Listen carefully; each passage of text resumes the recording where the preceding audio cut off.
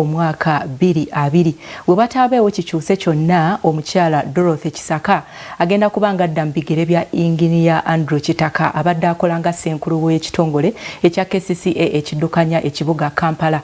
Naye katusooke tugende tulabe ebiri mu Ministry y'ebyobulamu oluvannyuma tujja kulaba emboozi eyo mu bujjuvu. Oluvannyuma lw'omukulembeze w'eggwanga Yoweri Kaguta Museveni okuvaayo n'agamba nti wabeewo okuttaanyizibwa ku miwendo egy'abantu abagambibwa okuba nti baali bakebereddwa nga balina ekirwadde ekya COVID-19 ng'ate balamu. Minisita ow'ebyobulamu Dr. Ruth Acenge olunaku olwaleero aliko okulambika kwakoze. Ono agamba nti kaakati ensonga y'okujjanjaba abalwadde ba COVID-19 egenda kubanga ekolebwa mu malwaliro aga regional referrals saako n'eddwaliro ekkulu ery'e Mulago.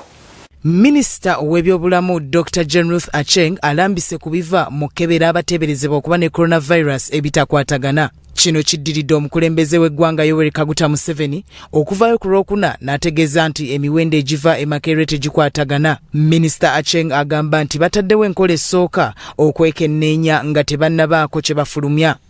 Errors that may occur during the sample analysis and we refer to them as analytic errors. During the sample processing or conducting the test itself. Dr. Acenge era alambise ku miwendo emitongole ejawukana n'egyo egifulumizibwa ekitongole ky'ebyobulamu mu nsi yonna.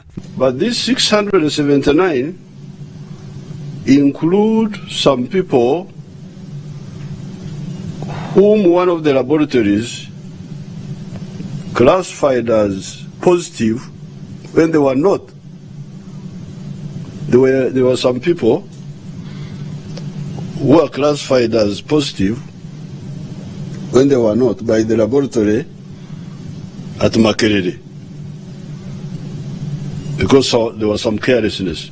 Minisita Acenge ategeezezza nti amalwaliro agali ku ddaala erya Health Center 4 baakugajjako obuvunaanyizibwa okujjanjaba ba coronavirus era babuze malwaliro amanene regional referrals wamu n'eddwaliro ekkulu e Mulago lye bongeddemu ebitanda. To ensure continuity of care with the regular services without disruption, the ministry has now excluded use of general hospitals and health center 4s for treatment of COVID-19 cases. Ku nsonga ey'abasawo, Minisita Acenge ategeezezza nti eggwanga terinnafiisaayo musawo nga bongedde okubawa ebibakuuma nga bajjanjaba aba coronavirus. We are training 400 critical care nurses currently to plug in the gaps of the missing critical care nurses. Okuzza bannayuganda abakyakwamidde mu mawanga bano baakusooka mu kweyawula mu bifo 16 nga buli ssabbiiti 2 bakomyawo abantu 300. The Ministry of Foreign Affairs has made arrangements and communicated through our missions abroad that the returnees must undergo a mandatory COVID-19 testing prior to their return journey.